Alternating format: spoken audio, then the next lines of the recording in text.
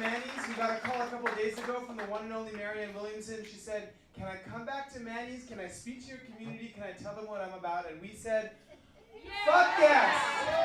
Absolutely. Marianne was here the last time she ran for president, if I remember correctly, and it was an amazing, amazing event. We had way too many people here. It was, someone almost fainted, if I remember properly. The energy in the room was palpable and exciting.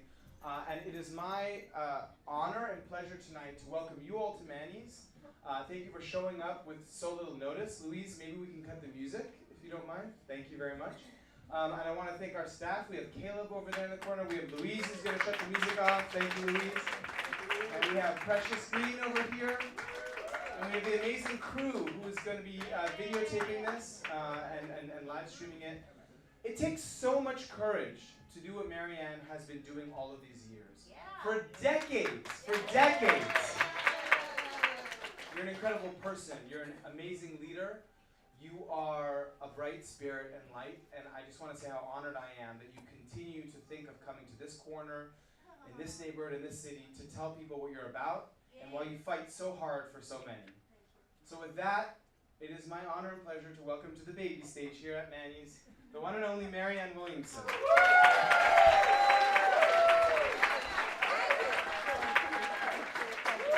you, everyone. Thank you. Wow. Thank you. It does feel like homecoming to be here at Manny's, to be with the kind of people that I assume are here. I lived here 50 years ago. I lived here in the mid-'70s, so it's so interesting anytime I come back to San Francisco, the things that seem different and the things that don't seem to change at all. So in a way, I think that's a good way to describe what I want to talk to you about tonight, some of the things that have not changed and some of the things that have changed and some of the things that I believe desperately need to change in the United States of America, and the role, hopefully, that each and every one of us can play in making that happen. As Manny said, this is not my first time running for president.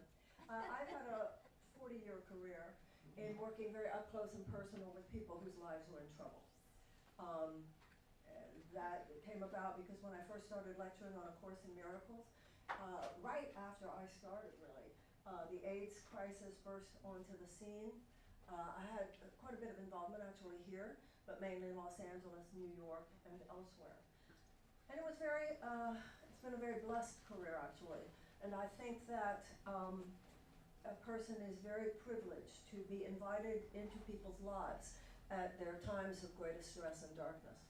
It might be that the test results came back, the tests results were not good, it's AIDS, it's cancer, something like that. It might be that you lost someone that you love, someone might have died suddenly. Might be that you find out your child is addicted to heroin and you didn't have any idea. All kinds of things happen in people's lives. And so I feel that I had a lot of experience working in times of crisis and hopefully gaining some insight into what it takes, not only to endure a crisis, but also to transform it.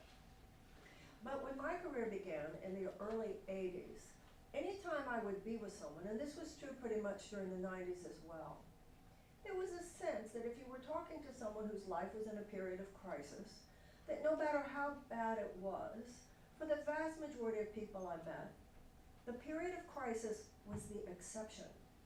It was not the rule. And it seems to me that we still lived in an America where times of crisis were the exception and not the rule. So around the year 2000, particularly when I moved to Detroit, Michigan, I began to experience something different. It was how many people I met whose times of crisis were the rule and not the exception. And I began to feel, as I'm sure we all do now if we think about it, that we live in an America now where crisis is the rule. It is not the exception. It's everywhere. In fact, there's a book out there called Perma-Crisis. And of course I did some math in my head. I started analyzing and I realized that around the year 2000, when it seemed that so many people's lives were in kind of permanent crisis, you didn't have to think too deeply to realize that that was the full flowering of the Reagan Revolution. Because I realized how many people's lives were in permanent crisis because they didn't have health care. Their lives were in permanent crisis because they had to work more than one job. Their life was in permanent crisis because of the destruction of their job, the factory, the neighborhood, the community in which they had lived. And so I'm old enough to remember, quite simply, when it wasn't this way. As a matter of fact, I think for those of you who are young in the room, I'm now going to tell you something which I know you probably know intellectually, but on another level, there'll be a part of your brain saying, no, that can't possibly be true, even though intellectually you know it's true. And there are people in this room old enough who will say, I assure you it's true. Are you ready? So this is for those of you who are so young that you don't remember it, and you might think with a certain part of your brain that I'm talking about a fairy tale. Some long ago, faraway land. Are you ready for this? It was called the 1970s. Now you ready for this? The average American couple could own a house. The average American couple could own a car. The average American couple could afford to take a yearly vacation. Yep. One salary supported a family of 4. Right. The average American couple could afford for one parent to stay home with the kids if they wanted to. Yep.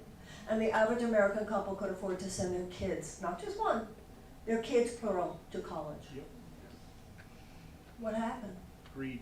We all know what happened. Nothing I'm going to talk to you about tonight is something you don't know. This isn't about further data collection now. It's about owning what we know and having enough courage to do something about it. What happened is that after that, there was a $50 trillion transfer of wealth from the bottom 90% of Americans to the top 1%.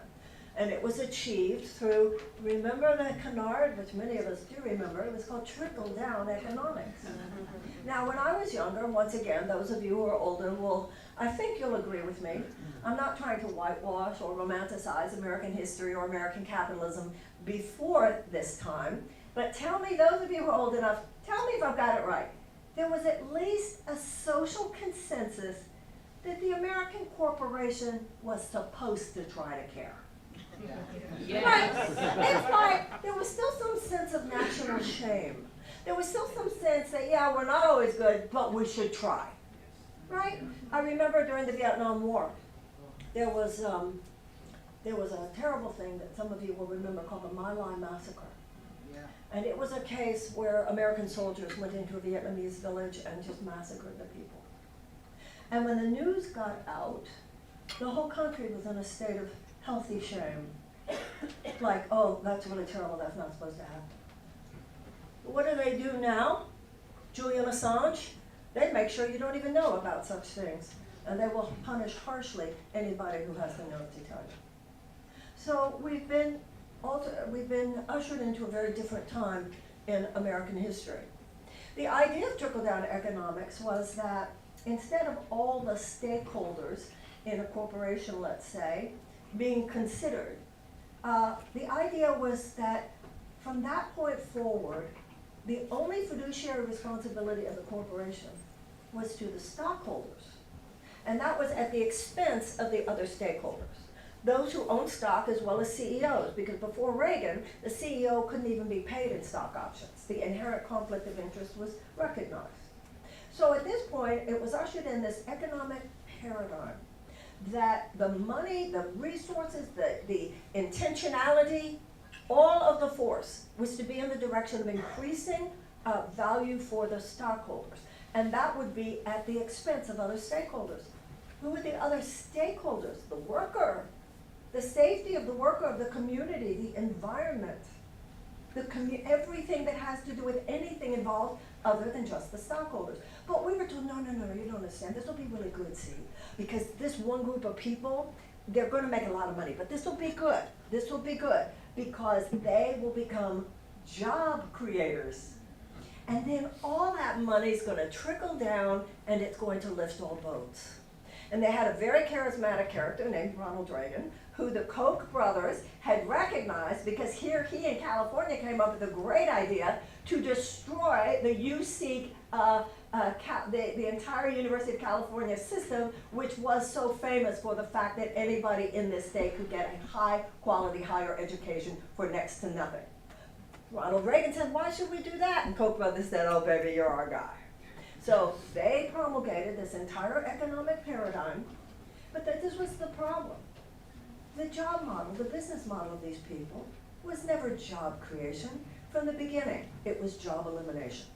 So you're talking about increasing stockholder value at the expense of everyone else. You're talking about tax cuts for the very, very rich, just slashing taxes for the very, very rich. You're talking about demonizing unions so that people have less ability to fight back in the workplace. And you're talking about corporate subsidies to the tune of billions and billions of dollars, even to companies that were already making that in profit. And then you had it. There you had your $50 trillion transfer of wealth from the bottom 90% to the top 1% of Americans, completely hollowing out, even destroying America's middle class. Now let's talk about what's true today.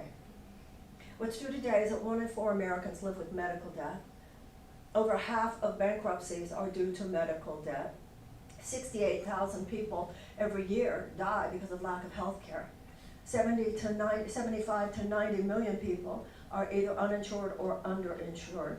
18 million Americans cannot afford the prescriptions that their doctors give them. We have over half of Americans who cannot afford the rent that they actually pay every month.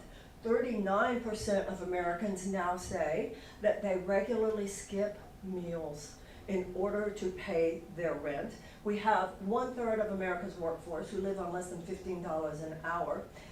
Half of them cannot find a place to live. We have not raised the minimum wage since 2009. It's still $7.25 an hour. And in most major American cities, including San Francisco, that's not anywhere near a living wage, which is over $20. The vast majority of Americans live paycheck to paycheck. The majority of Americans cannot afford to absorb a $500 unexpected expenditure, and 70% of Americans say that they live with chronic economic anxiety. People's lives are falling apart. Oh, they call it a mental health crisis. But of course that mental health crisis is just a symptom. It's not a cause. It's a symptom of the fact that if you have 70% of Americans living with chronic economic anxiety, those college loans themselves. For those of you who are older, please join with me and just remember who you were when you were in your 20s. So let me ask you, could you have handled tens of thousands of dollars worth of college loan debt when you were in your 20s? Would you be here today? Would you be who you are today? Debt is crippling. Debt is crippling at any age. But to be in your 20s, and what did these kids do to deserve that burden? They're trying to, I don't know, I thought that was supposed to be the American dream. They're trying to actualize their dreams. You know what this is all supposed to be about? They were trying to do whatever it would take, could take in order to spread their wings. And for young people of color particularly, it's a particular ruse because young people of color were told, this is the way you'll close the wage gap. Get an education, and then you'll close the wage gap. I have met so many young people. They come out of school, they have these huge college loan debts, like tens, sometimes hundreds of thousands of dollars. So they start doing the math in their head. And they think, well, when will it be that I could get this stuff paid off, get this monkey off my back? Now, when you're in your 60s, when you're in your 20s seems like yesterday. But when you're in your 20s, your 60s seems like so far away, right? So these kids say, I won't be able to pay off this debt until I'm in my 60s. I want to get rid of this thing as soon as possible. But then they do the math in their head. If I go to work in the field that I just got the degree for, I won't get this thing paid off for decades. So I'm going to go and work in a company that will pay me more money so I can pay off the debt. So why did I ever get the degree? That's one category of people working at jobs they hate because they have to. Another is all the people who are working at jobs that they don't like because there's no other way to get health care. It's where they get their health care benefits. People who are working at jobs they hate because otherwise they can't afford child care. And how many of those are couples where both couples have to work at jobs they hate, and they have to do that in order to pay child care. And because they have to work at one or two jobs, they're not exactly there enough for the kids, and we expect them to have fun with each other at the end of the evening. People's lives are falling apart. People don't have bandwidth. People don't have the energy. People don't have the money. There's no wiggle room. That's how one woman described it to me one night. She said, there's no wiggle room. Now there's wiggle room for me, and there's wiggle room probably for most, if not all, the people in this room. What does wiggle room mean? Wiggle room means you made it into the club. That means that you're one of the top 20% of earners in this country. And if you're one of the top 20% of earners, then it's okay. You'll fall, and you know what? You probably still could get a loan. You're still gonna get another contract. There's somebody you could call. You'll be able to rise back up. 20%. So let's think about this for a minute. 20%. And that's what's happening in this country. There's 20% of us for whom, you know, the economy works pretty well. And I'm not saying that that's not to be celebrated. All I'm saying is that that 20% is surrounded by a vast sea of economic despair. Within that sea of economic despair, there are all kinds of sea monsters. You just have a cursory knowledge of history and you know that. Large groups of desperate people should be seen as a national security risk. Large groups of desperate people form a petri dish out of arises almost inevitably all manner of societal and personal dysfunction, including vulnerability to genuinely psychotic forces and dictatorial authoritarian fascist leaders. Why are we acting like we couldn't see this coming? It's not that we couldn't see this coming, it's that we didn't bother to look. Now it gets worse, because the system that we're supposed to look to make sure that these things don't happen, the experts that we're supposed to assume, they know what they're doing, they're running these institutions, it'll never get too bad. The people who are the ones who are supposedly part of the institutional realities that would certainly make sure that nothing ever got this bad and would certainly be able and willing to protect us should they get this bad, have become the enablers of that system. At this point, there is a matrix of corporate tyranny. And that's no different than the landed gentry that we repudiated in 1776. It's a matrix. Insurance companies, whose institutional greed ensures that we will not have universal health care, like in every other advanced democracy. No other reason. They say it's complicated. No, it's not. It's corrupt. It's pharmaceutical companies, which is why there are 1.3 million Americans rationing their insulin. My mother died of diabetes, my grandmother died of diabetes, my uncle died of diabetes.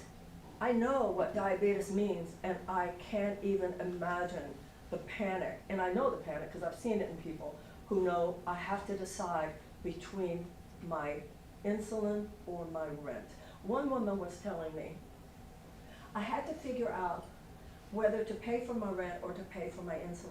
And I wanted to pay for my rent because I didn't want to have my kids living with me in a car. But then I figured it's better that we live in a car and they at least have a mother. Yeah. This is America today. We have a higher level of poverty than in any other advanced democracy. So, at this point, none of us should be surprised that there is all manner of dysfunction, even to the point of what I would argue is malfunction in our society. And I also want to remind you, not that anybody doesn't know this, that the system is very smart. It knows you probably care if you saw it. So it does everything possible to keep all that suffering on the other side of town. It does everything possible to keep that suffering on the other side of the world. Why? Because when Americans see sufferers, they do care. We are a decent people. And I think we're a noble people, and I think we're an intelligent people. You know, when I travel internationally, I often say to myself, oh, I hope I get to sit next to an American on the airplane. Why is that? Because I like how right in your face we are. I like how psychologically sophisticated we are. I bet you could take any two people from this room tonight. You don't even know each other. And you go out to dinner, within 30 minutes, everybody knows who's in therapy. Everybody knows who has toxic relationships, who really needs to set some boundaries. Everybody knows all of the trauma that you had in your life. Everybody's so down with what's going on inside me. And I'm pretty interested in what's going inside you during the time that we're talking. But when it comes to our collective life, when it comes to our discussion of what's happening to us, we have been trained to go numb and dumb. We have been trained to think like sixth graders. We have been trained to farm out our best critical thinking. So here, this is so interesting for me, having experienced the time I've experienced in the belly of this beast. This is how it works. Here are the American people. And we're good, decent people. I have not felt in this room tonight, nor have I felt having conversations like this in anywhere of this country, that people don't care. Not only do I not feel like people don't care, I don't feel like Americans lack the willingness and the readiness to, okay, let's fix it. The problem in my mind is not the American people. And then there's this other reality over here. And it is a sclerotic political media industrial complex. And it works like a lid. Keep a lid on it. Keep a lid on this expression of will that you might be tempted to express. And it will do whatever possible. It'll numb you, it'll dumb you down, it'll distract you, it'll create false narratives. And the reason I call it a political media industrial complex is because the media is their shill. So if they say, oh, we don't want her in the conversation, so CNN blacklist her. Don't let that woman have a viral moment, MSNBC don't let you on. See, this country was founded, if we think about it, and I know we've all thought about it, but I think this is a moment for us to really think about it. This country was founded on something so profound. Thomas Jefferson said the only safe repository for power in this country is in the hands of the people. So in 1776, we all know this, but I know, it's like with literature and history and all this stuff, you revisit it in later years, having first learned it in high school or college, and it so blows your mind because you meet it from such a different place. So let's revisit 1776. 56 very brave men signed a document, and that document was very radical. Its principles were radical then, and its principles are very radical now. And the ideas, the principles that were in this document that would then infuse the founding of a nation would literally change the world.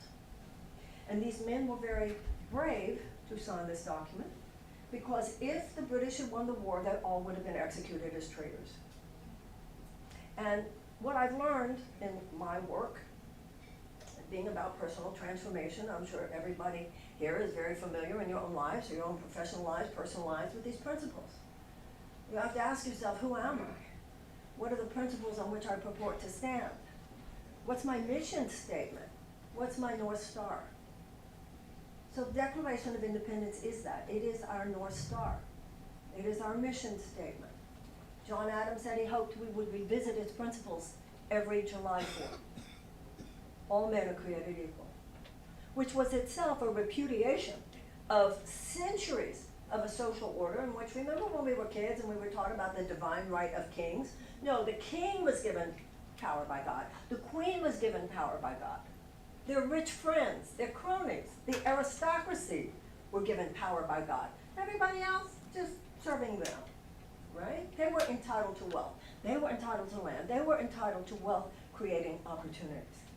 The next principle, besides all men are created equal, is that the Creator gave all men the inalienable rights of life and liberty and the pursuit of happiness.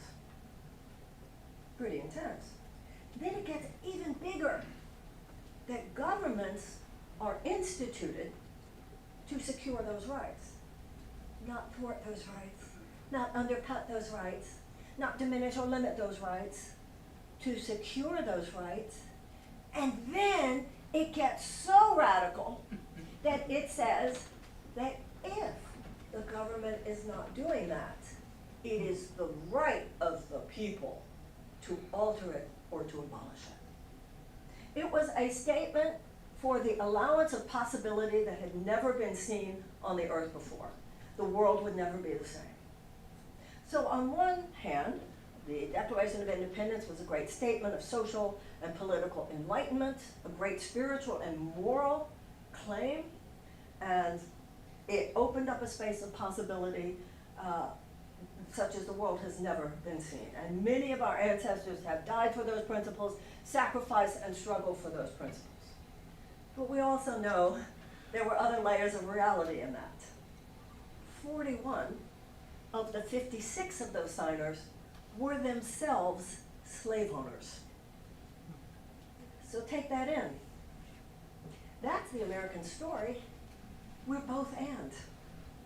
We have always been both and.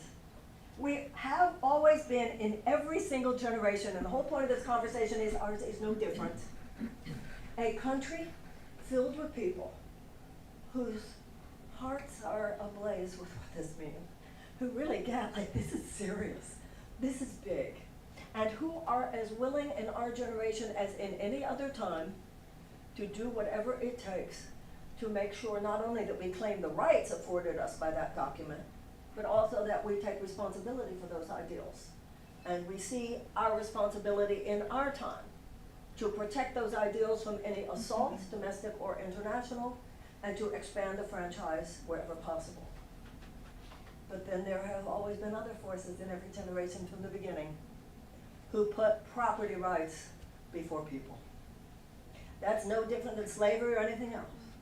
It's people who, for their own ideological and/or financial purposes, have no intention whatsoever of seeing those principles actualized, and have proven throughout our history that they would indeed do whatever it takes to make sure that their ideological and/or financial bottom line would not be challenged. That polarity, that dichotomy, is the American mind. Now, let's take it in terms of the arc of history. The arc of history is such that there's a lot to be impressed by. Because when those institutional forces sought to limit or even obliterate the ideals of the Declaration of Independence in our past, generations rose up and repudiated and rejected them. Our ancestors responded to slavery with abolition. Our ancestors responded to the institutionalized oppression of women with the women's suffragist movement and the passage of the 19th Amendment. Our ancestors rose up and responded to the inequities of the Gilded Age with the establishment of the labor movement. And our ancestors rose up and responded to the institutionalized oppression of black people in the American South and segregation with the civil rights movement. The reason I ran for president, and I'm running for president until that last day when they say,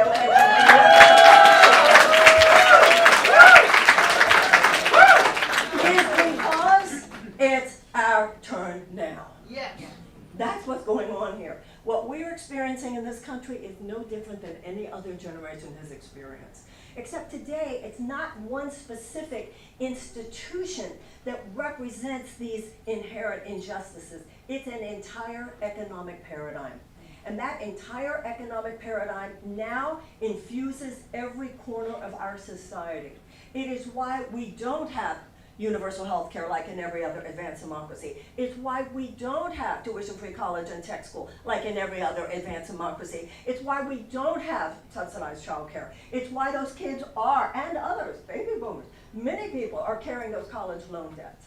It's why we don't have paid family leave. It's why we don't have guaranteed sick pay. It's why we don't have a guaranteed living wage. It's why we don't have guaranteed housing. And everything that I just mentioned is considered a moderate position in every other advanced democracy. We're taking this. Let us not be the first generation in American history to wimp out on doing what it takes to put this country back on track when it has swerved so radically away from everything.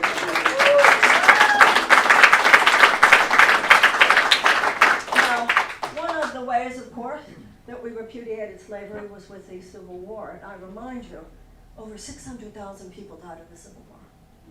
257,000, I think, died in World War II. And think of how much smaller the country was then. Now, at the Battle of Gettysburg, the Battle of Gettysburg was the battle at which it was decisive. Once the North won that battle, it was decisive that the Union, in fact, would survive. So Abraham Lincoln himself went to the battlefield.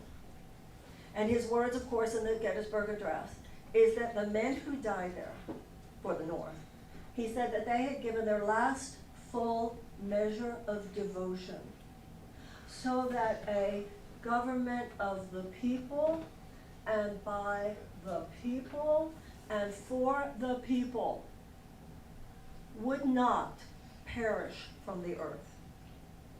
My message to you is, once again, now that we don't already know this, it's perishing now.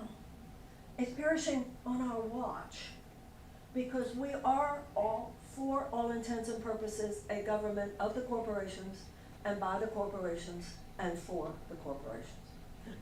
And particularly ever since Citizens United, and the unlimited permission given to corporate forces to flood our political system with the undue influence of their money. At this point, they hold Washington hostage.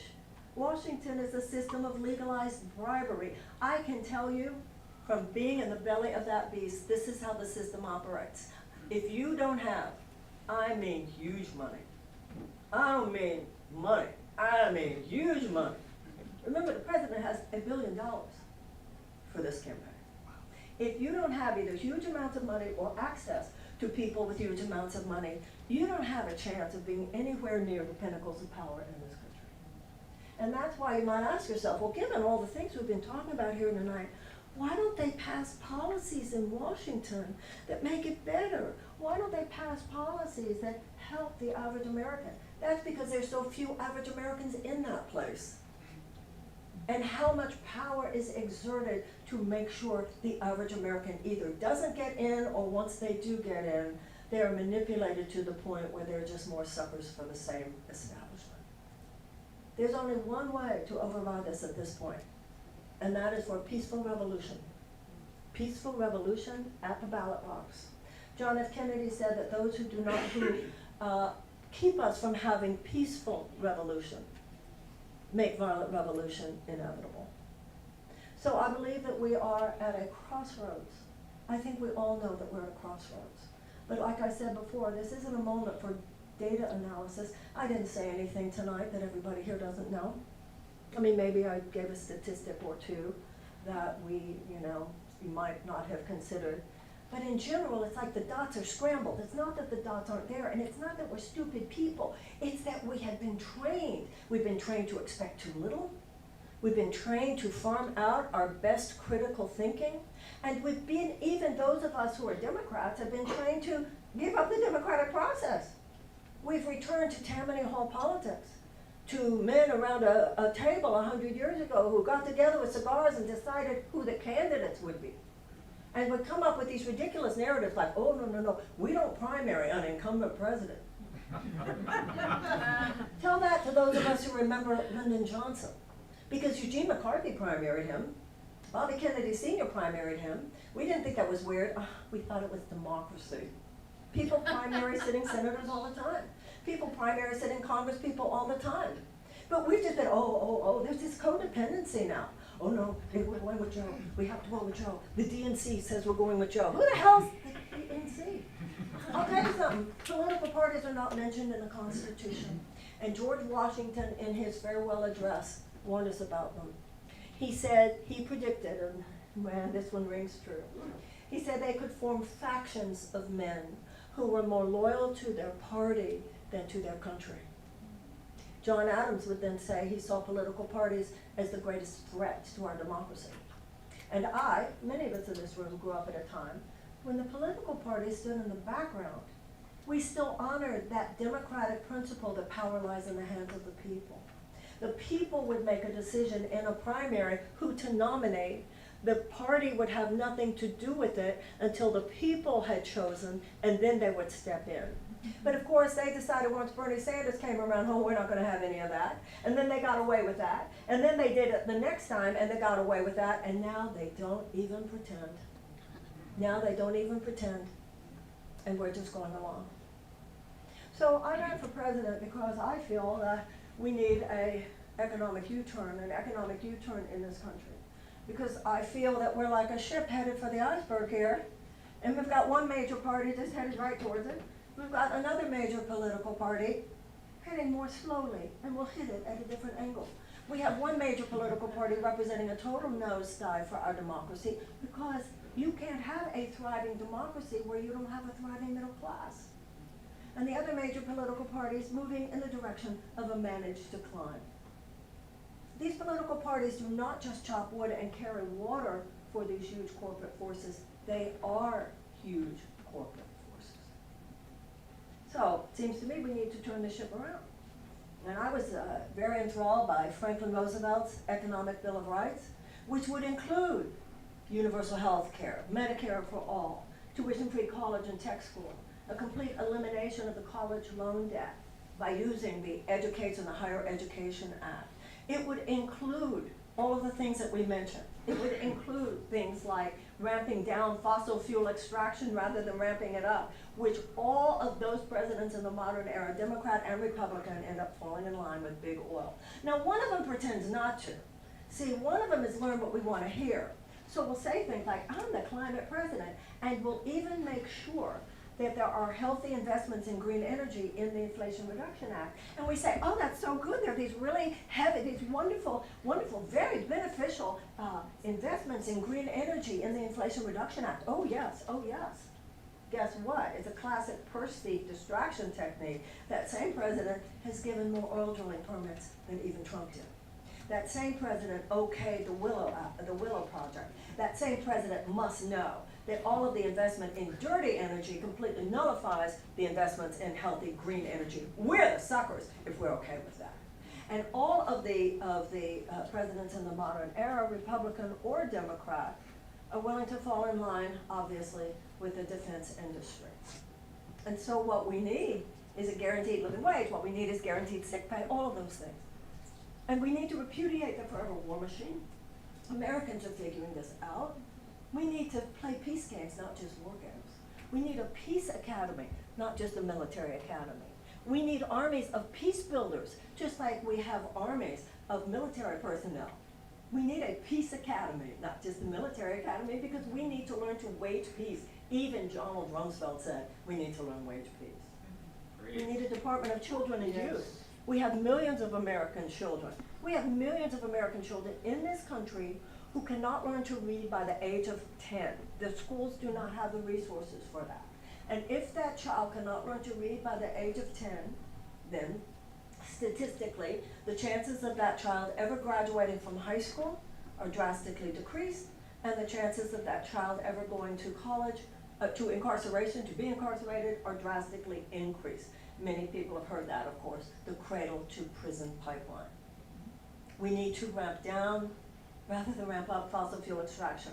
We need to move from a dirty economy to a clean economy. We need to move from a war economy to a peace economy. And we also need to have a very serious conversation and get to work. We need to end America's war on drugs. Yes. I think it's really interesting. I find that wherever I go in this country, and I travel a lot with all this, that's the one that always gets applause. Isn't that interesting? People know that it's time to end the war on drugs, and I want to say just a couple of things about that, if I might. Some of you are old enough to remember Watergate. Some of you are old enough to remember that after Watergate happened, several of Nixon's aides, including the Attorney General at the time, went to prison because of that. One of them was a man named John Ehrlichman.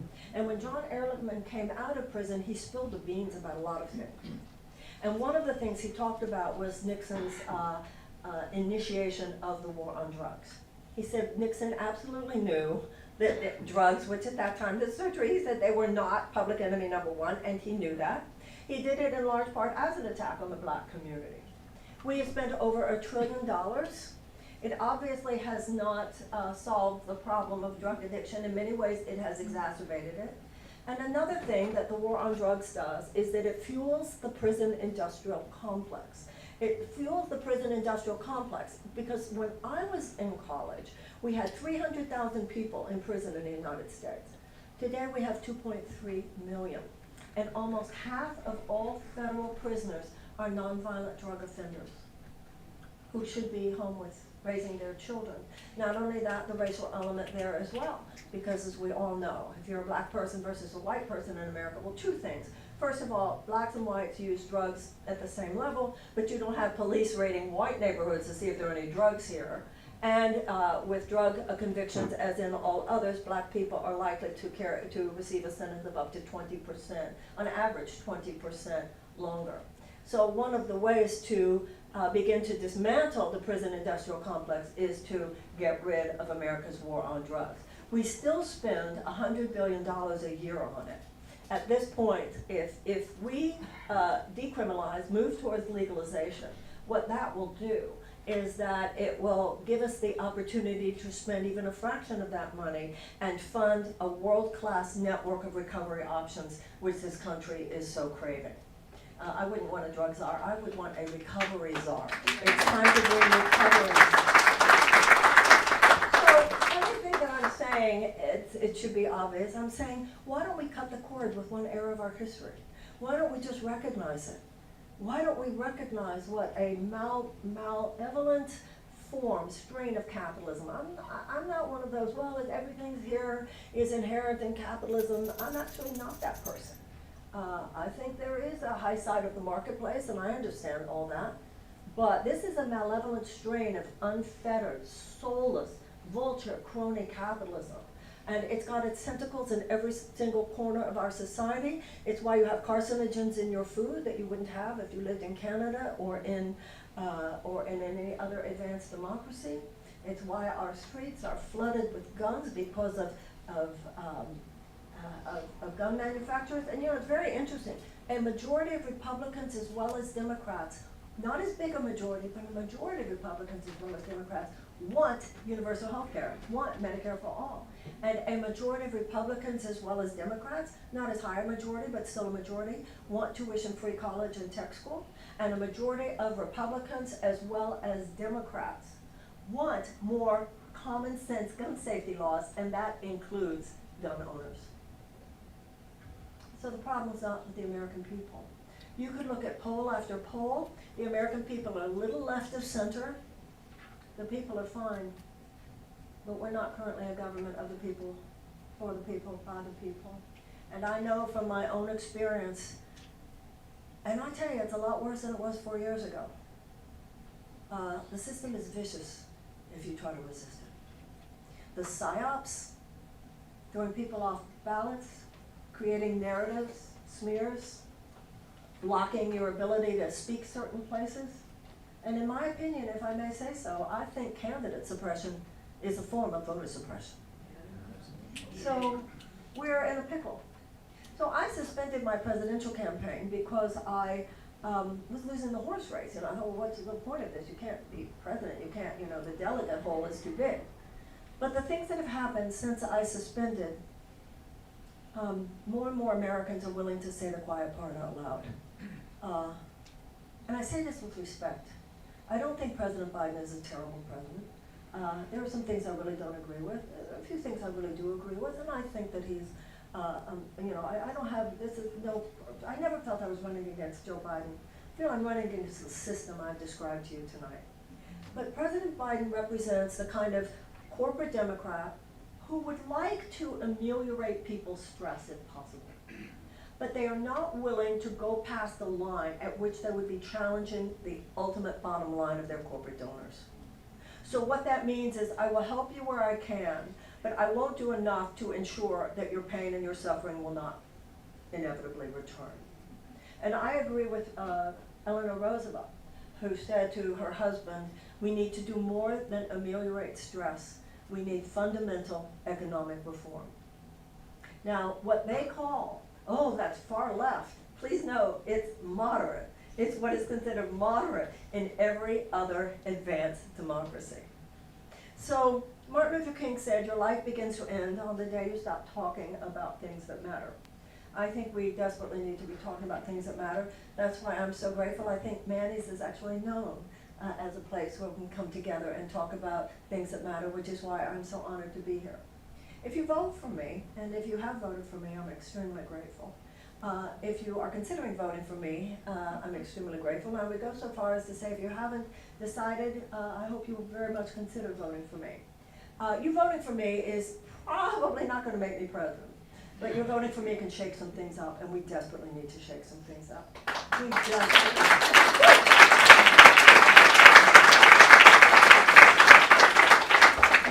When I ended my campaign last time, I said to people, I promise, I said to my supporters, I will do everything in my power to continue to be inconvenient to those who so deserve to be inconvenienced. And I feel that way now. We need to make some noise. We really need to make some noise. We really need to not go along. I do not believe, for those of us who do not wish to see Donald Trump return to the White House, I do not believe that the anointed, chosen candidate of the DNC is a strong candidate for 2024. This idea that he did it in 2020, therefore he's the one to do it in 2024. First of all, that should have been for the people to decide. That should have been for the people to decide. We could have and should have had a robust primary season. Instead, the Republicans did, so they got all the oxygen at a time when we could have been talking about our ideas, right? But oh no, that wasn't allowed. Even to the point of otherwise reputable media sources who would actually say the president is running unopposed. Hello? To completely invisibilize, to completely erase, to completely lie. I remember when I first announced my candidacy, and I was watching, I'm pretty sure it was CNN, and there was a panel, and there was a young woman who was clearly miffed that I was running. That's how they treat me. Who let you in here? James fucking Madison let me in here. With a little bit of help from Susan B. Anthony. Who let you in here? What makes you qualified? And I'd like to say something else about what makes a person qualified. According to the U.S. Constitution, in order to be qualified to be president, you have to have been born here, you have to have lived here for 14 years, and you have to be 35 years or older. I think it's very interesting that as in many cases in the Constitution, it's interesting to me what the founders did not say. They did not say you have to have been a governor. They did not say you have to have been a senator. They did not say you have to be a lawyer or to have been a congressperson. They were leaving it up to every generation to determine for itself. What do you think is the skill set and the experience that makes someone most qualified in your time to face the challenges of your time? I would like to submit to you that anybody who's been around that system too long is least qualified. Is least qualified. Those who have had careers in tech, and the car that drove us into this ditch should not be considered the only people capable of driving us out of this ditch. I agree with Franklin Roosevelt, who said that the most important job of the presidency, he said, is not administrative, it's moral leadership. We don't need another technocrat. Oh, experience, new political experience. You mean like Dick Cheney? He had been Secretary of Defense, the main architect of the Iraq War. So now, the issue is we don't need another technocrat, we need a visionary. I'm sorry, I'm not the greatest visionary in the United States, but I am the only one running for the Democratic nomination.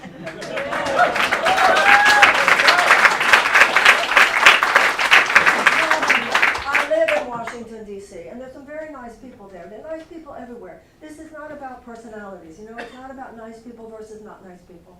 Not every rich person is a greedy bastard. Not every poor person is wholly impure. This is about systems. This is about unjust systems. But there's something that happens in that town. I'd always heard it was a bubble. It's more than a bubble. It's like a walled city. A woman said to me, she had worked on the Obama campaign. And when Obama won, she got a job in the White House. And she was telling me about a meeting she had attended. And it had some of the top economic advisors to the president in this meeting. And one of them said about a policy they were considering, well, I mean, this would save people $300 a month. I mean, what's $300 a month? And she stood up and she said, I'm leaving. Do you realize how emotionally buffered you have to be to not realize what $300 a month could do for millions of people in this country? Do you realize how out of touch you have to be to not get that? You have to really find the highest end brunch spot on Sunday and easy buy. But you should also remember that for the vast majority of Americans, it would be the kind of thing you could maybe do once a year. And so the problem is that we don't have enough political car mechanics. In Washington, we have plenty of political car mechanics. The problem is we're on the wrong road. And yes, I know that President Trump, former President Trump, had no political experience, but it's not his lack of political experience that led him to everything he's about. It's his lack of character. It's his lack of ethics. It's his lack of deep humanity. So at this point, there is a way to fix all this. It's the 11th hour, but it's not midnight yet. But the only people who can fix it now are we the people. If we have to find within ourselves a characterological shift. Martin Luther King said, we need external changes in our circumstances. We need internal shifts in our souls. We have to become people, I think, really for the next 20 years, for whom political activism is simply what we think of as a layer of a well-lived, meaningful life. And whether it's what's happening in your local politics, whether it's what's happening in the school board, whether it's what's happening in the state, you know, I would say throughout my campaign, I don't want to, you know, traditional politicians say things like, I want to go to Washington and fight for you. I don't want to go to Washington and fight for you. That's not my idea of a good time. But I would say, I want to go to Washington and co-create with you a new chapter in American history.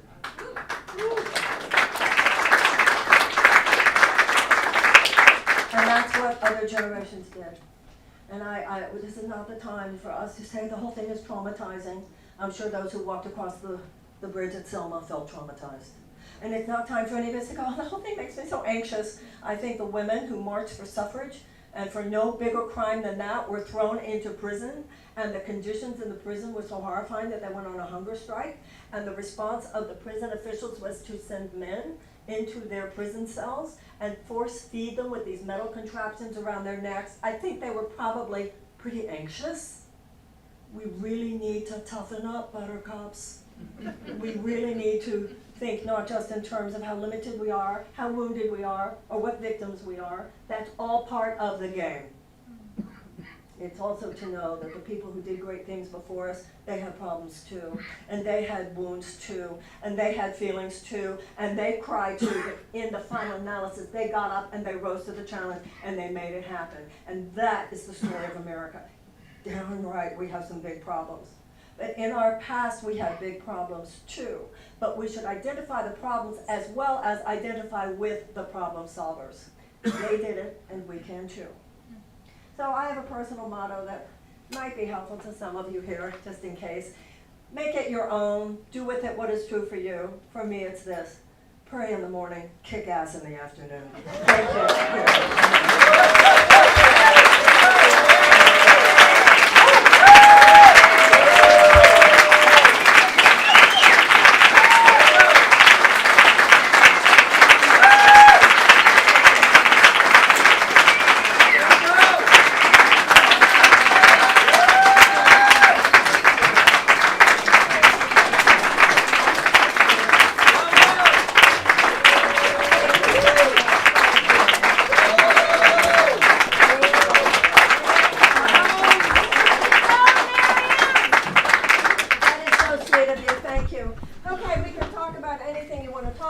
Ask anything you want to ask, bring up. We can have a conversation. But